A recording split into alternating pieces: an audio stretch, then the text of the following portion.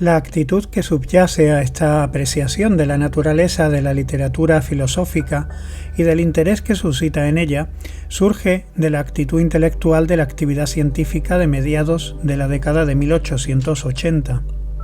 Desde entonces han aparecido fenómenos ante los cuales esta apreciación ya no parece válida. Basta pensar en brillantes intuiciones que el pensamiento y el sentimiento de Nietzsche han aportado a amplios ámbitos de la vida, y en las batallas que se libraron y se libran todavía hoy entre los monistas del pensamiento materialista y los defensores de una visión del mundo de orientación espiritual. Hay tanto una aspiración del pensamiento filosófico a un contenido vital como un profundo interés general por los enigmas de la existencia. Caminos de pensamiento como los de Einstein, que surgen de la visión del mundo de la física, se han convertido casi en tema de conversación y expresión literaria universal. Pero a pesar de ello, los motivos que motivan esta apreciación en aquel entonces siguen siendo válidos hoy. Si hoy se quisiera expresar esta apreciación con palabras, habría que formularla de otro modo. Puesto que hoy vuelve a aparecer casi como algo antiguo, es muy apropiado decir hasta qué punto esta apreciación sigue siendo válida.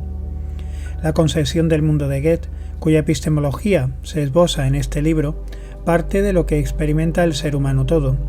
Con respecto a esta experiencia de la plenitud de la existencia humana surgen, por así decirlo, configuraciones de pensamiento que salen a la superficie de la vida anímica. Una parte de estas imágenes de pensamiento constituye una respuesta a la pregunta ¿qué es la actividad cognitiva del hombre? Y esta respuesta resulta ser tal que uno puede ver que la existencia humana alcanza su potencial solo cuando se vuelve activa en el conocimiento. La vida anímica sin conocimiento sería como un organismo humano sin cabeza, es decir, no existiría en absoluto. Dentro de la vida interior del alma crece un contenido que, al igual que el organismo hambriento, exige alimento, exige percepción desde fuera. Y en el mundo interior hay un contenido de percepción que no lleva su ser esencial en sí mismo, pero que revela este ser esencial por primera vez cuando el proceso cognitivo conecta este contenido perceptivo con el contenido anímico. De esta manera, el proceso cognitivo se convierte en una parte de la formación de la realidad del mundo. El ser humano colabora creativamente con esta realidad del mundo a través de su actividad cognitiva, y si la raíz de una planta es impensable, sin el cumplimiento de su potencial en el fruto, tampoco el hombre, sino el mundo mismo, estarían completos en la actividad cognitiva. En su actividad cognitiva el hombre no hace algo solo para sí mismo, sino que trabaja junto con el mundo en la revelación de la existencia real. Lo que hay en el hombre es una apariencia ideal. Lo que hay en el mundo de la percepción es una apariencia sensorial. La interacción de ambos en la actividad cognitiva constituye en primer lugar la realidad.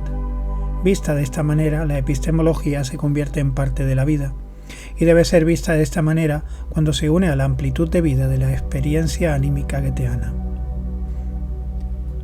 Pero ni siquiera el pensamiento y el sentimiento de Nietzsche se conectan con esta amplitud de vida, y menos aún lo hacen las concepciones filosóficas orientadas de la vida y del mundo que han surgido desde la redacción de lo que en este libro se denominó el punto de partida. Todas estas concepciones presuponen, en efecto, que la realidad está presente en algún lugar fuera de la actividad cognitiva y que en la actividad cognitiva debe surgir, o tal vez no pueda surgir, una representación humana copiada de esa realidad. El hecho de que esa realidad no pueda ser encontrada por la actividad cognitiva, puesto que primero se convierte en realidad en la actividad cognitiva, no se experimenta en ninguna parte. Quienes piensan filosóficamente buscan la vida y la existencia real fuera de la actividad cognitiva. Goethe se sitúa dentro de la vida creativa y de la existencia real al participar en la actividad cognitiva. Por eso incluso los intentos más recientes de una concepción del mundo se sitúan fuera de la creación goetheana de ideas.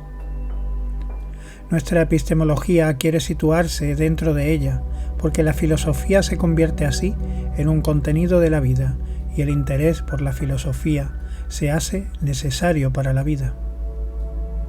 B. la ciencia goetheana, según el método de Schiller. Con lo anterior, hemos determinado el rumbo que tomarán las siguientes investigaciones, las cuales pretenden desarrollar lo que se manifestó en Goethe como sentido científico e interpretar su manera de mirar el mundo. Se podría objetar que no es así como se debe presentar una visión científica. Bajo ninguna circunstancia una visión científica debe basarse en una autoridad, sino que siempre debe descansar en principios. Anticipémonos de inmediato a esta objeción. Consideremos verdadera una visión fundada en la concepción del mundo de Goethe, no porque pueda remontarse a esta concepción del mundo, sino porque creemos que podemos apoyar la visión del mundo de Goethe en principios básicos y sólidos y presentarla como una visión bien fundada en sí misma.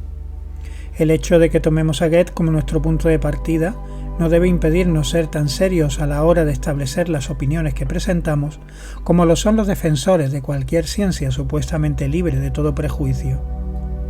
Estamos presentando la visión del mundo de Goethe, pero la establecemos de acuerdo con las exigencias de la ciencia. Schiller ya ha indicado el camino que deben seguir estas investigaciones. Nadie percibió la grandeza del genio de Goethe con más claridad que él. En sus cartas a Goethe, Schiller le mostró una imagen especular de su ser. En sus cartas sobre la educación estética del hombre, remontó su ideal de artista a la forma en que lo renombró en Goethe. En su ensayo sobre la poesía ingenua y sentimental, retrató el ser del arte verdadero en la forma en que lo encontró en la poesía de Goethe. Al mismo tiempo, esto justifica la afirmación de que nuestras consideraciones se basan en la concepción del mundo de Goethe y Schiller. Deseamos examinar el pensamiento científico de Goethe con el método del que Schiller proporcionó el modelo. La mirada de Goethe se dirige a la naturaleza y a la vida, y su manera de mirar las cosas, al hacerlo, será el objeto, el contenido de nuestra discusión. La mirada de Schiller se dirige al espíritu de Goethe, y su manera de mirar las cosas será el ideal para nuestro método. Creemos que de este modo los esfuerzos científicos de Goethe y Schiller resultarán fructíferos para nuestros días. Según la terminología científica actual, nuestra labor debe ser considerada como epistemología. Es cierto que las cuestiones que aborda serán en muchos aspectos de naturaleza diferente a las que habitualmente plantea esta ciencia. Hemos visto que, por así decirlo, dondequiera que surjan hoy investigaciones similares, parten casi exclusivamente de Kant. En los círculos científicos se ha pasado por alto por completo el hecho de que, además de la ciencia del conocimiento fundada por el gran pensador de Königsberg, existe otra dirección, al menos potencialmente, que es no menos susceptible que la kantiana de ser profundizada de manera objetiva. A principios de la década de 1880, Otto Liebmann afirmó que debemos remontarnos a Kant si queremos llegar a una visión del mundo libre de contradicciones.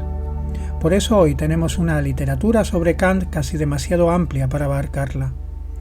Pero esta vía kantiana no ayudará a la ciencia filosófica, que solo volverá a tener un papel en la vida cultural cuando, en lugar de volver a Kant, se sumerja en la concepción científica de Goethe y Schiller.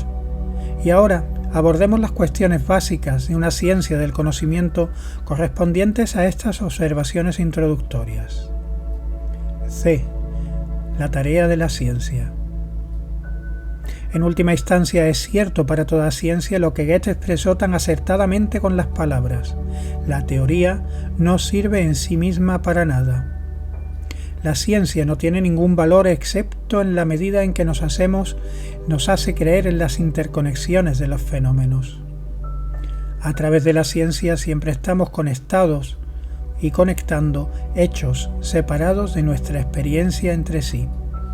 En la naturaleza inorgánica vemos causas y efectos separados unos de otros y buscamos sus conexiones en las ciencias apropiadas.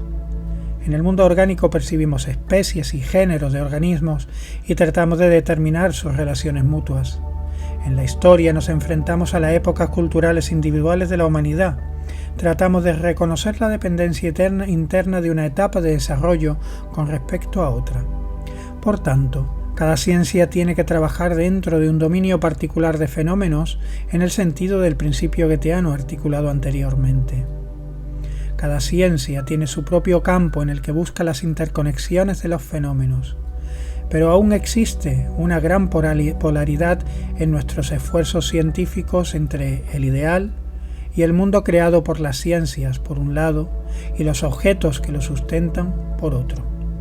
Debe existir una ciencia que también explique las interrelaciones entre ambos, el mundo ideal y el mundo real. La polaridad entre idea y realidad son el tema de una ciencia de este tipo. Estos opuestos también deben ser conocidos en su interrelación. La búsqueda de estas relaciones es el objetivo de la siguiente discusión. La existencia de la ciencia por un lado y la naturaleza y la historia por otro deben ponerse en relación. ¿Qué importancia tiene el reflejo del mundo exterior en la conciencia humana? ¿Qué conexión existe entre nuestro pensamiento sobre los objetos de la realidad y estos mismos objetos?